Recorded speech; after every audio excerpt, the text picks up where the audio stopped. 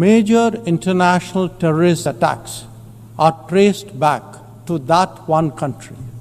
জাতিসংঘের সাধারণ পরিষদের ৮০তম অধিবেশনে বক্তব্য রাখতে গিয়ে ভারতের পররাষ্ট্রমন্ত্রী এস জয়শঙ্কর তীব্র ভাষায় পাকিস্তানের সমালোচনা করেন।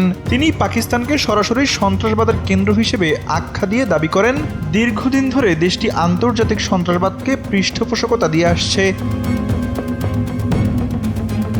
জয়শঙ্কর বলেন, সন্ত্রাসবাদের মূল শিকড় একটি রাষ্ট্রের ভেতরেই রোপিত হয়েছে। যখন সন্ত্রাসী সংগঠনগুলো লালন পালন করা হয় এবং তাদের কর্মকাণ্ডকে গৌরব হিসেবে তুলে ধরা হয়, তখন বিশ্ব সম্প্রদায়ের উচিত এই ধরনের কর্মকাণ্ডের কঠোর নিন্দা জানানো।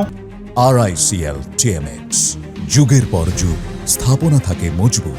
কয়েক দশক ধরে ভারতের সংগঠিত বড় বড় সন্ত্রাসী হামলার সঙ্গে পাকিস্তানের সরাসরি যোগসূত্র রয়েছে। ভারতের স্বাধীনতার পর থেকে দেশটি সন্ত্রাসবাদের বিরুদ্ধে লড়াই চালিয়ে আসছে বলে উল্লেখ করেন তিনি। পাকিস্তানে চালানো অপারেশন সিঁদুরের প্রসঙ্গ টেনে ভারতের পররাষ্ট্রমন্ত্রী জানান, নিজেদের জনগণকে সুরক্ষা দিতে ভারত আত্মরক্ষার অধিকার প্রয়োগ করেছে। পাশাপাশি যেসব সন্ত্রাসী হামলা সংগঠিত করেছে তাদের অনেককে বিচারের আওতায় আনা হয়েছে।